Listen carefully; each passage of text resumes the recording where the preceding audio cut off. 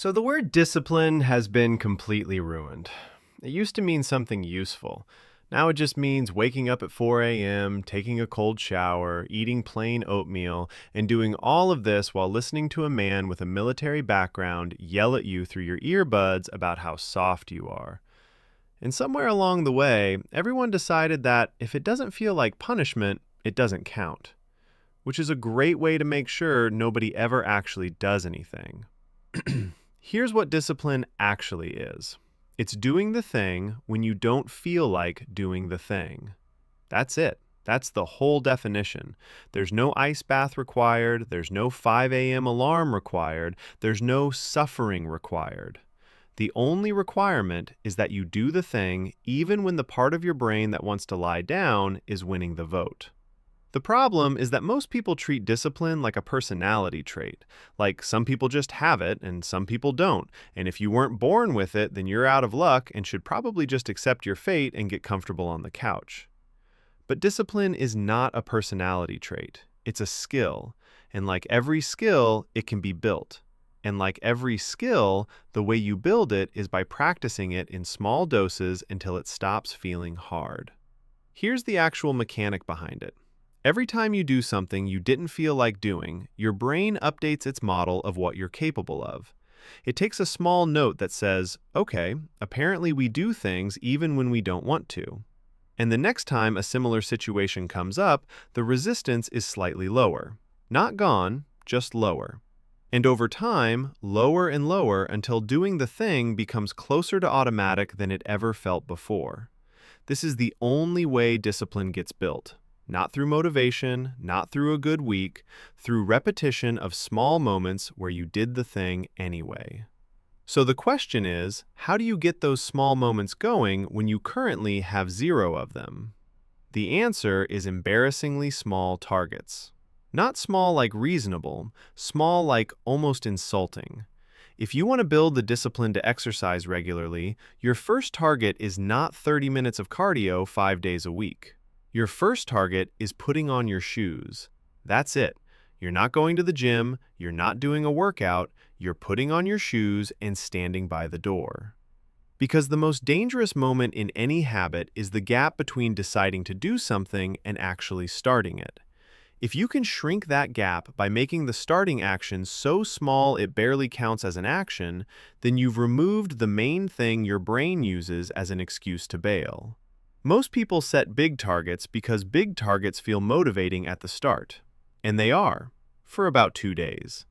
Then life happens and you miss a day, and the target starts to feel heavy, and then you miss another day, and now the target feels impossible, and then you quietly stop trying and tell yourself you'll restart on Monday. Monday comes. You know how this ends. Small targets solve this problem because you can almost never fail them. And not failing is what keeps the streak alive. And the streak is what builds the identity. And the identity is what eventually turns into actual discipline. The person who has put on their shoes and walked to the door every single day for 3 weeks is a completely different person than the one who set a goal to run 5 miles and quit after day 2. Even if the first person hasn't technically worked out yet, they built something more important. They built proof that they show up. Now here's the part nobody wants to hear. At some point, you have to do something uncomfortable. There is no version of building discipline that avoids this entirely. The good news is that discomfort has a very predictable pattern. It peaks right before you start and then drops pretty quickly once you're in it, which means the uncomfortable part is mostly imaginary. It lives in the anticipation, not in the action. The action almost always feels better than the anticipation predicted it would. Your brain is a terrible forecaster when it comes to hard things. It consistently overestimates how bad they'll feel and underestimates how fine they'll actually be. Once you know this, you can start treating the dread as a false signal rather than accurate information about how the next 30 minutes will go. The last thing. Environment is doing more work than willpower in the life of any disciplined person.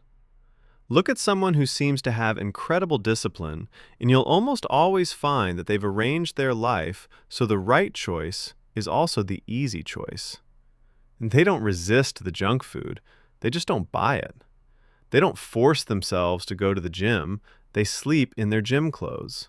They don't fight the urge to check their phone during work, their phone is in a different room. They're not stronger than you, they've just removed the moments where strength is required.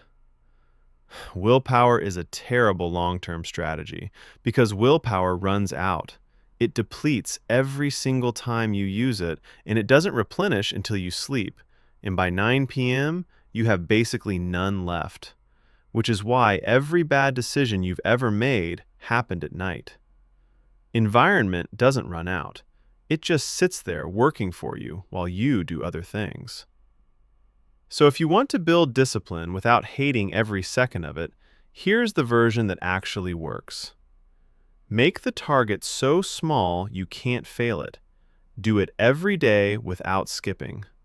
Let the streak build the identity. Fix your environment so the right choice requires less effort than the wrong one. And remember that the discomfort lives almost entirely in the anticipation and is almost never as bad as your brain said it would be. The word discipline doesn't have to mean suffering. It just means showing up. Even on the days when showing up looks like putting on your shoes and standing by the door. Anyway, I'm collecting donations in the form of subscribes to fund the next video.